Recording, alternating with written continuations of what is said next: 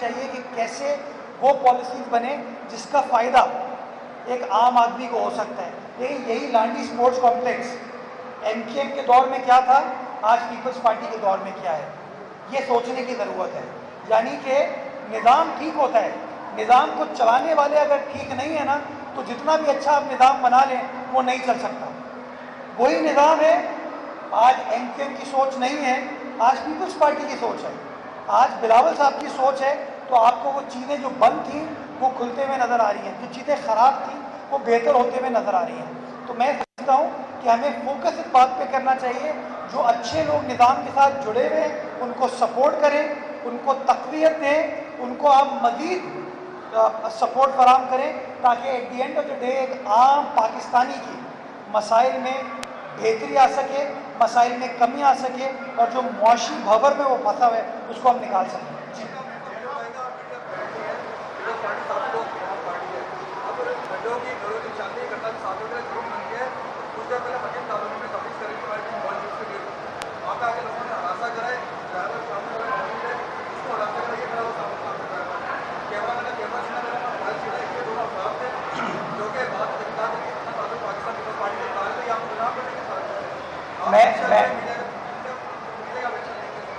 आप मुझे बता दीजिएगा कौन लोग हैं। डिस्ट्रिक्ट का प्रेसिडेंट मेरे साथ मौजूद है, मैं डिस्ट्रिक्ट प्रेसिडेंट को बिल्कुल बताऊंगा। मैंने आपका सवाल सुन लिया। मैं नहीं, मेरी सियासी जमात जो है ना वो मीडिया फ्रेंडली है। कैसी कैसी तनकीद हमारे ऊपर नहीं होती, हमारी लीडरशिप के ऊपर नहीं होती, लेकिन हम हमेशा तहम्मुल के साथ तनकीद को सुनते हैं और कभी भी कानून को अपने हाथ में नहीं लेते। तो इंशाल्लाह आपने जो शिकायत की है मैं अपनी तंजीम को बताऊंगा, और अगर वो हमारे कारकुन हैं तो इंशाल्लाह उनके खिलाफ जो कार्रवाई करने की ज़रूरत है वो हम कार्रवाई करेंगे। जी फरीद भाई।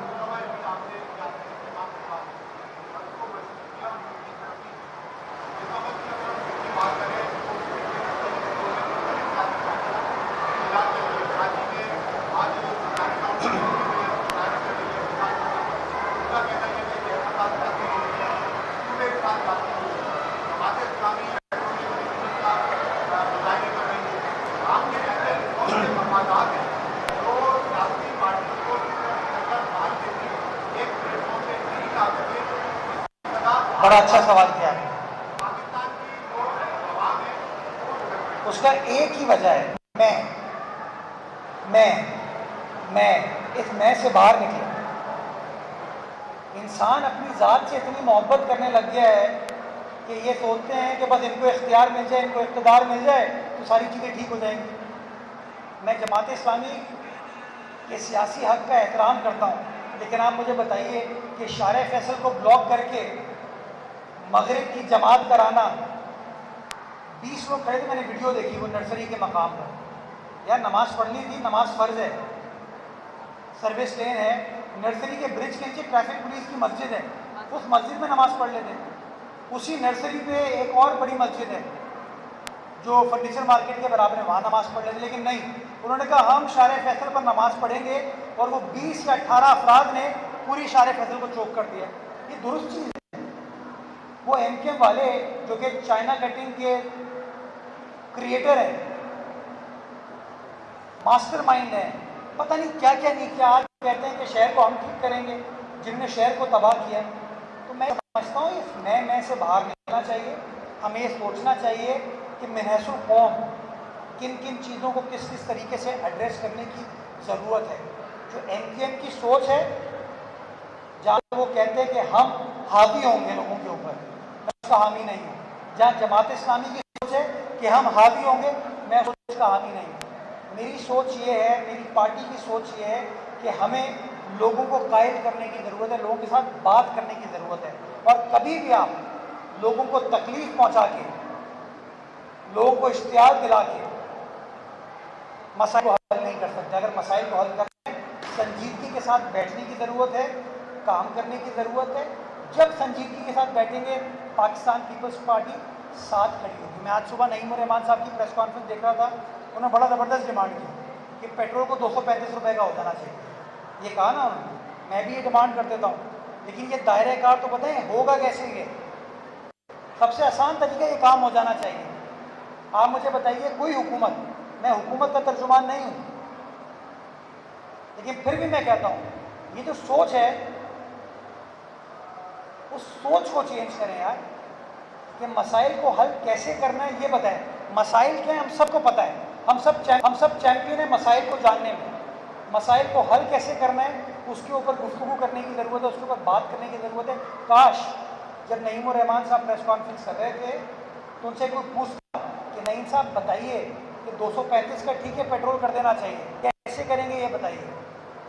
आप रोज़ धरने दे के सड़कों को ब्लॉक करेंगे, सियासी अफरा तफरी क्रिएट करेंगे, तो क्या पाकिस्तान के मसाइल हल होंगे? पाकिस्तान में इन्वेस्टमेंट कैसे आएगी जब लोग ये कह रहे होंगे कराची एयरपोर्ट से होटल जाने के लिए इन्वेस्टर रास्ते में शारे फैसले में फंस जाएगा। तो ये जो सोच है नेगेटिव, इसको चेंज करने की ज़रूरत है। और ये सोच नौजवान जो नई क़यादत आ है ना यही चेंज कर सकती है, ये जो बाबे बैठे हुए हैं ना ये नहीं कर सकते।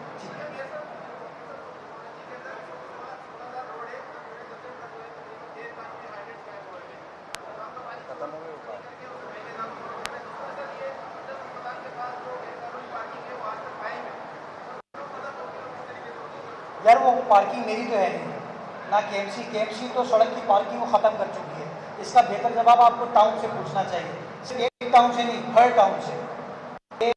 जब हुकूमत ने फैसला किया हुआ है कि गैर कानूनी पार्किंग फ़ी नहीं होनी चाहिए तो वो क्यों पार्किंग फ़ी चार्ज कर रहे हैं? तो इसके ऊपर तो मैं आपके साथ खड़ा हुआ, इसके ऊपर एक पैसा मैं समझता हूँ चार्ज नहीं करना चाहिए। केएमसी ने अपनी सड़कों पे जहाँ जहाँ पार्किंग हो रही थी उसको ख़त्म कर दिया है। बाकी गैर कानूनी हाइड्रेंट के ख़िलाफ़ तवातुर के साथ कार्रवाई हो रही है और कार्रवाई हमने करके दिखाई है।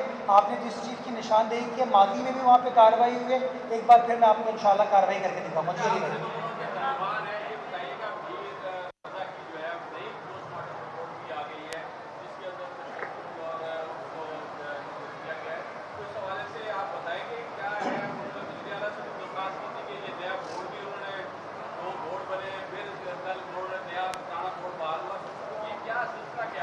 आपने बड़ा अच्छा सवाल किया।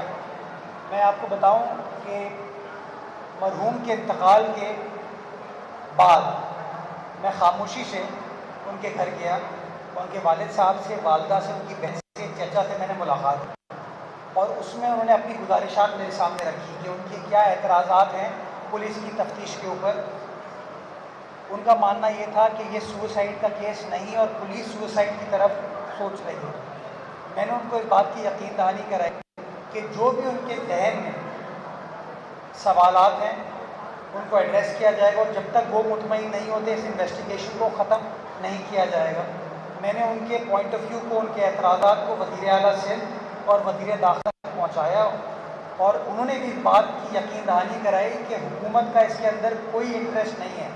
हुकूमत चाहती है शफाफ गैर जानिबदार इसकी तहकीकात हो, इसकी इन्वेस्टिगेशन हो और ये कत्ल है, सुसाइड है, इसके जो भी मोहरकात हैं तो पब्लिक सामने आने की ज़रूरत है। और एक बार फिर मैं आपको इस बात की यकीन दहानी कराता हूँ कि कल की पोस्टमार्टम रिपोर्ट के बाद पहली चीज़ जो हुकूमत ने की, आईजी साहब ने की कि पुरानी तफ्तीशी टीम को ख़त्म कर दिया और आमिर फारूक साहब की सरबराही में एक नई तफ्तीशी टीम को कॉन्स्टिट्यूट किया जो कि अब इसकी तहकीकात करेगी, तफ्तीश करेगी। कराची